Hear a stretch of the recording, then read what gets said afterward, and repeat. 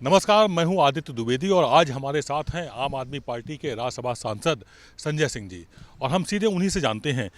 गुजरात में चुनाव वोटिंग हो चुकी है। अब रुझान भी आ रहे हैं, एग्जिट पोल अपनी अपनी बातें दावे किए जा रहे हैं। आपका क्या कहना है, आप क्या दावा कर रहे हैं? देखिए, अभी तक जो एग्ज़िट पोल के भी नतीजे आए हैं, एमसीडी को लेके बहुत ही उत्साहजनक नतीजा है। और मैं समझता हूं कि जब कल परिणाम आएगा तो सीटों की संख्या इससे भी अधिक होगी। गुजरात को लेके भी बहुत ही उत्साहजनक एग्ज़िट पोल के नतीजे हैं। उसको कहीं भी निराशा की दृष्टि से नहीं देखना चाहिए। नरेंद्र मोदी जी और अमित शाह जी का गढ़ है गुजरात। भारतीय जनता पार्टी का गढ़ है गुजरात। 27 साल के शासन को हमने भेदा है।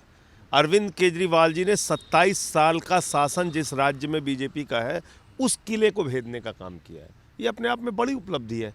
और ये तो लगभग सारे दल दे रहे हैं कि हमारी 20% के करीब वोट शेयर के साथ 15-20 सीटें आएंगी और राष्ट्रीय दल आम आदमी पार्टी हो जाएगा। तो ये तो अपने आप में एक बड़ी उपलब्धि है ना। हिंदुस्तान की सबसे फास्टेस्ट ग्रोइंग पार्टी है आम आदमी पार्टी। सबसे तेजी से बढ़ने वाली 10 वर्षों में अगर भारत के इतिहास में कोई पार्टी है तो आम आदमी पार्टी है। आज हमारा फुटप्रिंट्स आपको हर राज्य में मिल जाएगा। आज कमोवेश हर राज्य में हमारी मजबूत उपस्थिति है। और एक बात मैं आपको और कह दूं कि 8 तारीख के बाद पूरे देश में जो लड़ाई होगी वो आम आदमी party versus Bharatiya Janata party की होगी, मोदी वर्सेस केजरीवाल की होगी। 8 दिसंबर की तारीख वैसे भी हम लोगों के लिए शुभ होती है। जब हमारा राजनीति में उदय हुआ तो 8 दिसंबर 2013 को पहला परिणाम दिल्ली का आया था आम आदमी पार्टी के पक्ष में, और जब हमारी सरकार बनी थी।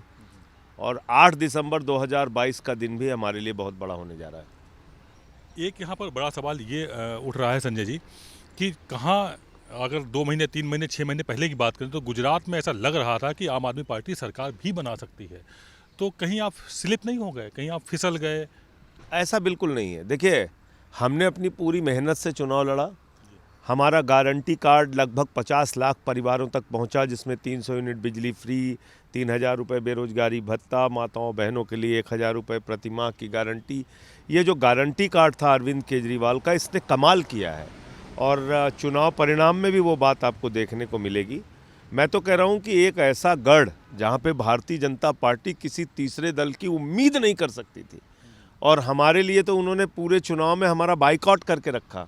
टीवी चैनल्स पे जहां आम आदमी पार्टी का प्रवक्ता होता था वहां बीजेपी वाले नहीं जाते थे। इस प्रकार की हालत कर दी। अपने सत्ता के संसाधन का जमकर दुरुपयोग किया, हमारे लोगों पे हमले करवाए, हमारे कैंडिडेट बैठाए। तो जितना वो अपने तरीके से हमें दबा सकते थे उन्होंने किया। बावजूद इसके अगर अरविंद केजरीवाल जी के नेतृत्व में आम आदमी पार्टी गुजरात में इतनी बड़ी सफलता पा रही है तो उसको हम कम नहीं मानते हैं। बहुत बड़ी बात है। चुनाव हर पार्टी जीतने के लिए लड़ती है, लेकिन जो नतीजे आए जनता के उसको स्वीकार करना चाहिए और उसको सकारात्मक दृष्टि से लेकर आगे बढ़ना चाहिए।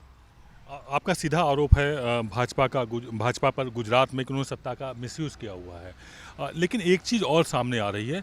आप जितनी मजबूती से वहाँ पर अपनी उपस्थिति दर्ज करा रहे हैं, उतनी ही मजबूती भाजपा की सत्ता में आने की हो गई है। वरना हो सकता है कि भाजपा सत्ता से बाहर होती। देखिए, ये मुझे नहीं समझ में आता कि किस पैमाने से ये चीज़ें जांच की जाती हैं। अब आप मुझे बताइए कि अगर कांग्रेस पार्टी के नेता राहुल गांधी जी सिर्फ 2 रैली कर रहे हैं और अरविंद केजरीवाल जी 50, 60, 70 रैलियां कर रहे हैं, तो इसके लिए हम तो जिम्मेदार नहीं हैं।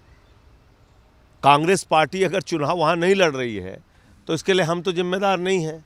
अगर वहाँ की जनता का भरोसा आम आदमी पार्टी और अरविंद केजरीवाल पे मजबूत हो रहा है तो ये हमारा दोष और कमी तो है नहीं। भाई, ये तो कांग्रेस पार्टी खुद ही उनसे नहीं लड़ना चाहती। अच्छा, जनता का भरोसा बनेगा कैसे? पिछली बार 77 सीटें दी लोगों ने कांग्रेस को, 17 विधायक 5 साल में उनके हाथों बिक गए। कैसे बनेगा जनता का भरोसा, आप मुझे बताइए। गोवा में कांग्रेस के विधायक बिक जाते हैं, कर्नाटक में बिक जाते हैं, मध्य प्रदेश में बिक जाते हैं, अरुणाचल में बिक जाते हैं, उत्तराखंड में। तो जब सारी जगहों पे कांग्रेस के बारे में लोगों ने कहा कि जो ये परिवर्तन के नारे लग रहे हैं, चेंज के नारे लग रहे हैं, ये तो कांग्रेस भी हो सकती है। तो मैंने कहा कांग्रेस चेंज नहीं है, कांग्रेस एक्सचेंज है। तो कांग्रेस का काम हो गया है, विधायक बिकता है। एक फिल्म आई थी दूल्हा बिकता है, उन्होंने अपने कार्यालय पे बोर्ड लगा रखा है यहाँ सस्ते रेट में विधायक बिकते हैं। तो इसके लिए हम जिम्मेदार नहीं है, इसके बारे में कांग्रेस पार्टी के नेतृत्व को फैसला करना चाहिए। जहाँ तक आम आदमी पार्टी का प्रश्न है, हमने बहुत मेहनत के साथ चुनाव लड़ा, बहुत मेहनत के साथ चुनाव लड़ा और नतीजों में वो बात आपको देखने को मिलेगी।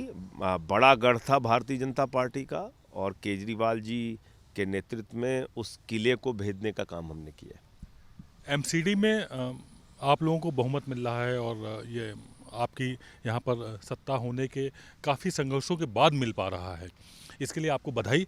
अब इसके बाद आपका क्या रुख होगा, क्या कुछ तैयारी होगी इस सफलता के बाद? देखिए 15 साल का कुशासन था एमसीडी में और दिल्ली के लोगों ने पसंद नहीं किया कि आप भारत की राजधानी को कूड़ा कूड़ा बना दें। आपने कूड़े के पहाड़ में तब्दील कर दिया दिल्ली को, आपने कूड़ा घर बना दिया दिल्ली को। तो 15 वर्षों का जो कुशासन था भारतीय जनता पार्टी का एमसीडी में, उससे लोगों ने छुटकारा लिया है और झाड़ू चलाई है। शहर को साफ करने के लिए वैसे भी झाड़ू चाहिए, तो लोगों ने इस बार झाड़ू पकड़ ली हाथ में। और मैं समझता हूँ कि एग्ज़िट पोल के नतीजे तो बहुत ही अच्छे आए हैं, लेकिन जब सीटों में ये कन्वर्ट होगी तो इसकी संख्या और ज़्यादा होगी। अब जबकि ऐसा सामने बिल्कुल तस्वीर साफ सी हो रही है कि आप राष्ट्रीय पार्टी के रूप में सामने खड़े होंगे, तो किस तरह से स्ट्रेटजी रहेगी? और हालांकि आप अभी भी विरोध में लगातार, बल्कि लड़ाके की आप लोगों को उपाधि दे दी गई, आप लोग लड़ते झगड़ते रहते हैं, तो उसके बाद क्या स्ट्रेटजी होगी? क्या कुछ पैमाने में क्या विस्तार का रवैया रहेगा? देखिए पहली चीज़ तो लड़ने झगड़ने के कोई हमारा कोई शौक़ नहीं है लड़ना। अब दिक्कत क्या है कि बीजेपी के पास कोई काम नहीं है, दिन रात वो केंद्रीय, आज भी सर्वदलीय बैठक हुई पार्लियामेंट के अंदर, मैंने वहाँ भी ये मुद्दा उठाया कि भाई आप लोगों ने केंद्रीय जांच एजेंसियों को अपनी जेबी संस्था बना ली है। जितने भी विपक्ष के नेता हैं उनके खिलाफ इनका दुरुपयोग आप कर रहे हैं।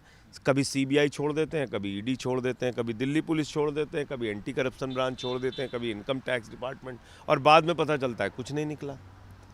आप मनीष सिसोदिया का केस लीजिए, 14 घंटे उनके यहाँ छापेमारी हुई, बाद में पता चलता है कि साहब 4 सीट में नाम भी नहीं है उनका। तो मतलब उन 43 विधायकों पे हमारे मुकदमे करके उनको जेल में डाला। 400 हमारे फाइलों की जांच कराई सुंगलू कमेटी बना के। जितना उत्पीड़न का तरीका हो सकता है वो सारा इस्तेमाल किया गया आम आदमी पार्टी के खिलाफ। बावजूद इसके हम टिके हुए हैं। हाँ, मजबूती से इनसे लड़ाई लड़ रहे हैं और काम भी कर रहे हैं। शिक्षा पे, स्वास्थ्य पे, बिजली पे, पानी पे अनुकरणीय काम करके अरविंद केजरीवाल जी की सरकार ने दिखाया। और मैं समझता हूँ कि आज एक केजरीवाल की जो अर्थव्यवस्था है वो उसको सराहा जा रहा है पूरे देश भर में। और वो क्या अर्थव्यवस्था है?